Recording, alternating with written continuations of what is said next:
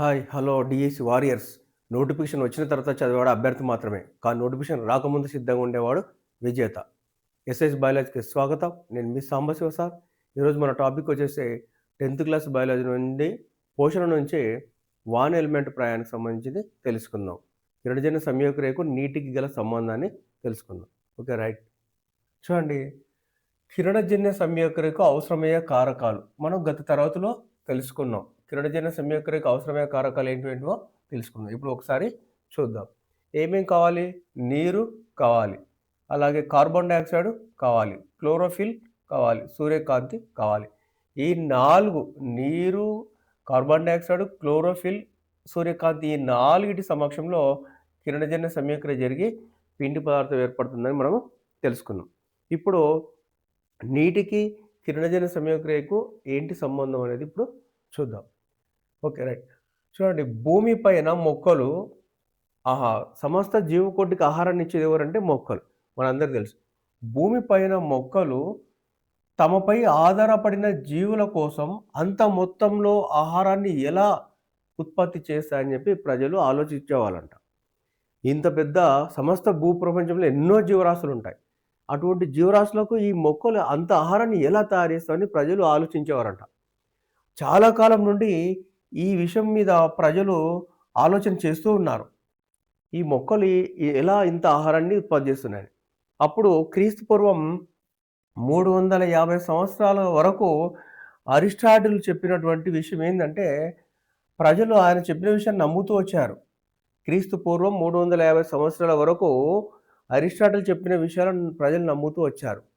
ఏమని చెప్పినాడు అరిస్టాటిల్ అంటే, మొక్కలు నేల నుండి గ్రహించిన వాటి నుంచే ఆహారాన్ని తయారు చేస్తాయి. అంటే మొక్కలు పోషకాలను మొత్తం నేల నుంచే తీసుకుంటాయి, కాబట్టి నేల నుంచి తీసుకొని ఆహారాన్ని తయారు చేస్తామని చెప్తాడు. అందరూ అదే విషయాన్ని నమ్ముతారు. ఎప్పటి వరకు? క్రీస్తు పూర్వం 350 సంవత్సరాల వరకు. అంటే ఈ రోజు నుంచి లెక్కిస్తే 2000 సంవత్సరాల క్రితం ఈ విషయం. 2000 సంవత్సరాల క్రితం ప్రజలు అరిస్టాటిల్ చెప్పింది ఏంది?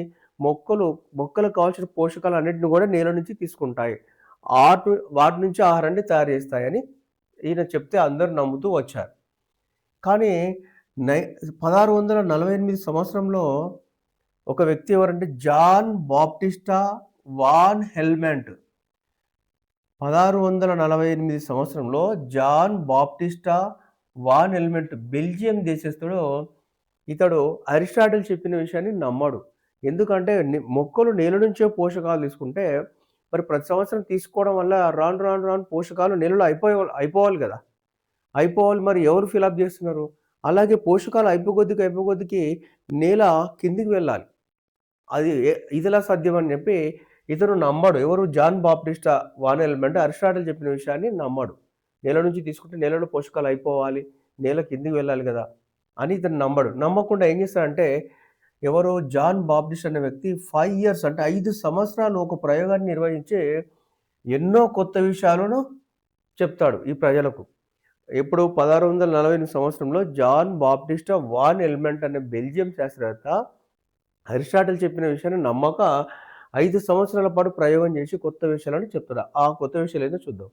ఇతడు ఒక పెద్ద కుండి తీసుకున్నాడు.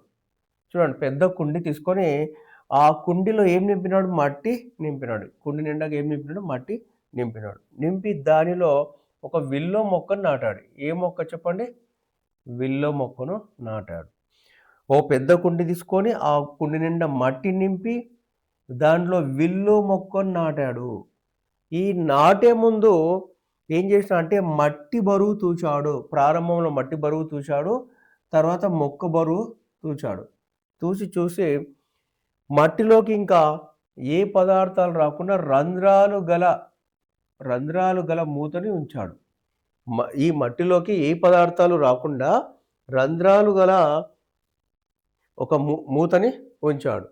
ఏ పదార్థం రాకుండా ఏంది? చూడండి, రంధ్రాలు గల మూతను ఉంచాడు.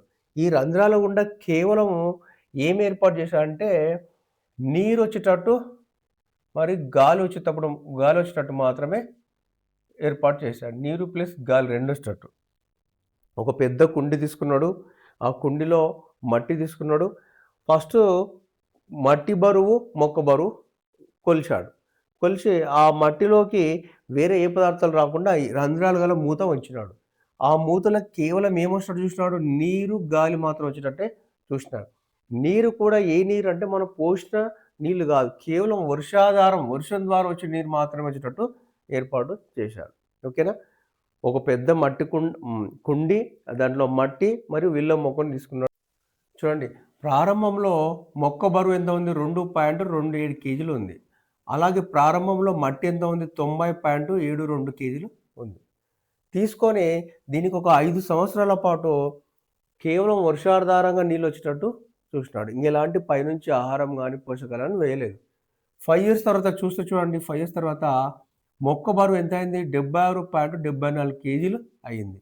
మట్టి చూడండి, 90.72 కేజీలు ఉండేది 90.66 కేజీలు ఉంది. చూడండి, మొత్తానికి నికరంగా చూస్తే ద్రవ్యరాశిలో మార్పు చూస్తే 5 ఇయర్స్ తర్వాత చూడండి ఎంత వచ్చింది? మొక్క బరువు 74.47 అంటే ఎంత పెరిగింది? అంటే జస్ట్ ఇది తీసేస్తే అంటే 74.47 కేజీలు అదనంగా పెరిగింది. అదే మట్టి చూస్తే చూడండి, స్టార్టింగ్‌లో ఎంత ఉంది? 90.72 ఉంది. కానీ 5 ఇయర్స్ తర్వాత ఎంత ఉంది? 90.66 అంటే సుమారు ఎంత తగ్గింది? 0.06 తగ్గింది. చాలా తక్కువ తగ్గింది. మరి అరిస్టాటిల్ ప్రకారం నేల నుంచి పోషకాలు తీసుకుంటున్నప్పుడు మరి 2 కేజీలు ఉన్నటువంటిది మొక్క 74 కేజీలు పెరిగింది. మరి అంత పోషకాలు నేల నుంచి తీసుకోవాలి కదా! సరే, నేల నుంచి తీసుకుంటే మరి నేలలో ఉన్న పోషకాలు అయిపోతే నేల బరువు తగ్గాలి కదా! కానీ నేల బరువు అలాగే ఉంది. జస్ట్ 0.06 మాత్రమే తగ్గింది. ఇది కూడా 0.06 ఎందుకు తగ్గిందో మీకు గనుక తెలిస్తే కామెంట్ చేయండి. ఓకేనా? రైట్. చూడండి, అరిస్టాటిల్ ఏం చెప్పిండు? నేల నుంచి పోషకాలను తీసుకుంటుందన్నాడు. మరి అట్లా తీసుకున్నప్పుడు 74 కేజీలు బరువు పెరిగింది అదనంగా. మరి అప్పుడు నేలలో ఉన్న పోషకాలు అయిపోయి మట్టి మొత్తం అయిపోవాలి కదా! అరిస్టాటిల్ ప్రకారం. కాబట్టి ఇక్కడ మట్టి ఏమైపోలే, ఉన్నది ఉన్నట్లే ఉంది. దీన్ని బట్టి చూస్తే వాన్ ఎలిమెంట్ ఏం చెప్తాడంటే, ఇతని ప్రయోగం ప్రకారము వందల సంవత్సరాలుగా నమ్ముతున్నటువంటి నమ్మకాలన్నీ మారిపోయినాయి. ఏమి నమ్మినారు వందల సంవత్సరాలుగా అంటే, అరిస్టాటిల్ చెప్పినటువంటిది మొక్కలు నేలలో నుంచి పోషకాలు తీసుకుంటే వాటిని మనం ఫలాలుగా ఆహారంగా ఇస్తాయని చెప్తాడు కదా! ఆ నమ్మకాలన్నీ కూడా మారిపోయినాయి వాన్ ఎలిమెంట్ ప్రయోగం ద్వారా. మొక్క చూడండి, వందల సంవత్సరాలు ఏవైతే నమ్ముతున్నారో ఆ నమ్మకాలన్నీ చేంజ్ అయిపోయినాయి ఒక వాన్ ఎలిమెంట్ వలన. మొక్క పెరగడానికి మట్టి ఒక్కటే కారణం కాదు. అరిస్టాటిల్ ఏం చెప్పిండు? కేవలం పోషకాల మట్టి నుంచే తీసుకుంటుంది అని చెప్పాడు. కానీ ఇక్కడ మొక్క పెరగడానికి మట్టి ఒక్కటే కాదు. మట్టి ఒక్కటే కాదు. మరి ఏంటంటే నీరు కూడా. ఎందుకంటే 5 సంవత్సరాల్లో చెట్టు అంత పెద్ద పెరిగింది. నీటి వలన పెరిగింది. కాబట్టి నీరు కూడా, అలాగే ఇంకా ఇతర పోషకాలు కూడా ఉంటాయి అని చెప్తాడు. కాబట్టి ఇది చాలా మార్పు కిరణజన్య సంయోగకు కనుక్కోవడానికి చాలా ఇది ఒక గొప్ప మార్పు అనమాట. మొక్క పెరగడానికి ఏమేం కావాలి? మట్టి ఒకటే కాదు, నీరు మరి ఇతర పోషకాలు కూడా దోహదపడతాయని ఇతను నిరూపించాడు. ఓకేనా? రైట్. ఇతను మరి చూడండి, చిన్న విల్లో మొక్కని ఎందుకు ఎంచుకున్నాడు? ఇన్ని చెట్లుండంగా ఎందుకు ఎంచుకున్నాడు అంటే, ఈ మొక్క ఇతను ప్రయోగం చేయాలంటే త్వరగా చేయాలి కదా! సంవత్సరాలు సరిపోదు. కాబట్టి త్వరగా పెరుగుతుంది ఇది. అందుకొరకు త్వరగా పెరుగుతుంది కాబట్టి ఒక కారణం. నెక్స్టు కుండీలలో పెరుగుతుంది. అంటే మన ఇంటి దగ్గర, మన కాంపౌండ్‌లో, మన ప్రయోగశాలలో పెరుగుతుంది. కుండీలలో పెరుగుతుంది, లేదా నియంత్రిత తేమ వాతావరణంలో సులభంగా పెరుగుతుంది. అంటే మనం ఎక్కడైతే పెంచాలనుకుంటున్నామో ప్రయోగశాల ఉద్దేశం కొరకు, అక్కడ మన కండిషన్స్ నియంత్రిత తేమ వాతావరణంలో సులభంగా పెరుగుతుంది. అందుకొరకు దీన్ని సెలెక్ట్ చేసుకుంటాడు. అట్లాగే మొక్క బరువు కొలవడానికి కూడా అనుకూలంగా ఉంది చూడండి. కొమ్మలు కానీ, కాండం కానీ, ఆకులు అన్నీ తీసి ఈజీగా మనము వెయిట్ వేయొచ్చు. కాబట్టి అనుకూలంగా ఉంది. కొలవడానికి కూడా అనుకూలంగా ఉంది. అందుకనే ఈ విల్ల మొక్కని ఎంచుకున్నాడు. ఓకేనా? ఈ క్వశ్చన్‌లు వస్తావో రావదని కానీ విల్లో గురించి బాగా గుర్తుకునడానికి అనమాట. ఓకేనా? రైట్. మరి ఇంకా విషయాలు అసలు విషయం చూడండి. ఆ కాలం నాటికి కిరణజన్య సంయోగక్రియ గురించి ఇతనికి అసలు తెలియనే తెలియదు. ఎందుకంటే కిరణజన్య సంయోగక్రియ గురించి ఎప్పటి నుంచి మనకు అందుబాటులో ఉంది? రాతపూర్వకంగా అంటే 17th సెంచరీ నుంచే ఉంది. ఇది ఎక్కడ? 1648. అప్పటి వరకు ఇతనికి కిరణజన్య సంయోగక్రియ గురించి తెలియదు. కానీ మొక్కలకు నీటికి ఏదో సంబంధం ఉందని మాత్రం కనుక్కుంటాడు. ఇది కిరణజన్య సంయోగక్రియ అని మాత్రం తెలియదనమాట. ఇది పాయింట్ గుర్తుంచుకోవాలి. ఇతనికి క్రియ ఎవరికి ఇతనికి కిరణజన్య సంయోగక్రియ గురించి తెలియదు. ఎవరికి? వాన్ ఎలిమెంట్కి తెలియదు. ఓకేనా? రైట్. ఇక్కడ చిన్న ఒక టిప్పు చూడండి. www డాట్ అంటే చూడండి, డబ్ల్యూ అంటే వాన్ ఎలిమెంట్, ఇంకో డబ్ల్యూ అంటే వాటర్ పైన, మొక్కకు వాటర్కి ఏదో సంబంధం ఉందని కనుక్కుంటాడు. కాబట్టి వాటర్ పైన పర్సన్ చేస్తాడు. ఏ మొక్క? విల్లో మొక్క. ఇది గుర్తుంచుకోవాలి. డబ్ల్యూ అంటే వాన్ ఎలిమెంట్, వాటర్, విల్లో, ఈ 3 గుర్తుంచుకోవాలి. నెక్స్ట్ బీబీసీ ఛానల్ నాకు. బి అంటే Baptista, John Baptista van Helmont, Baptista Belgium. ఇట్లా లింక్ పెట్టుకోండి మర్చిపోకుండా. ఇట్లా ఎన్నో శాస్త్రవేత్తలు వాళ్ళ దేశాలు అన్నీ కలిసినప్పుడు కన్ఫ్యూజ్ అవుతాం, ఒకటి ఉన్నప్పుడు గుర్తుంచుకుంటాం. కాబట్టి డబ్ల్యూ ఇట్లనో బీబీ బాప్టిస్టా బెల్జియం అని గుర్తుంచుకోండి. ఓకేనా? కిరణజన్య సంయోగ గురించి ఈయనకు తెలియకపోయినప్పుడు కూడా మొక్కకు నీటికి సంబంధం ఉందని చెప్తాడు. అరిస్టాటిల్ చెప్పిన దాన్ని ఇతను ఖండిస్తాడనమాట. అప్పటిదాకా నమ్ముతూ వచ్చిన ప్రజలు ఒక్కసారిగా ఇతని ప్రయోగం చూసి తమ ఆలోచనలు మార్చుకుంటారనమాట. ఓకేనా? ఇక్కడ బ్రీఫ్ చూడండి. కిరణజన్య సంయోగక్రియకి ఏమేమి కావాలి? నీరు, కార్బన్ డైఆక్సైడ్, క్లోరోఫిల్, సూర్యకాంతి కావాలి. మొక్కలు భూమిపైన అనేక జీవరాశులకు, సుమారుగా 84 లక్షల జీవరాశులు ఉన్నాయని చెప్తారు. అన్ని జీవరాశులకు ఆహారాన్ని ఎలా తయారు చేస్తాయి అని ప్రజలు ఆలోచించి సాగారు. ఆ ప్రజలకు అరిస్టాటిల్ క్రీస్తు పూర్వం 350 సంవత్సరాల వరకు మొత్తం మొక్కలు నేల నుంచి పోషకాలను తీసుకుంటాయి, దాని నుంచి మనకు ఆహారాన్ని అందిస్తామని చెప్తారు. అది నమ్ముకుంటూ వస్తారు. కానీ వాన్ ఎలిమెంట్ అది తప్పు అని ప్రయోగం చేస్తాడు. ఎన్ని సంవత్సరాలు చేస్తాడు? 5 సంవత్సరాలు చేస్తాడు. ఏ మొక్క పైన? విల్లో మొక్క పైన. ఒక పెద్ద కుండి తీసుకుంటాడు, దాంట్లో మట్టి తీసుకుంటాడు. ప్రారంభంలో మట్టి మరియు మొక్క బరువు కొలుస్తాడు. అట్లాగే మట్టి పైన రంధ్రాలున్న మూత మూసి దాంట్లోకి ఏవి రాకుండా కేవలం నీరు, గాలి మాత్రం వచ్చేటట్టు చూస్తాడు. నీరు గాలి కూడా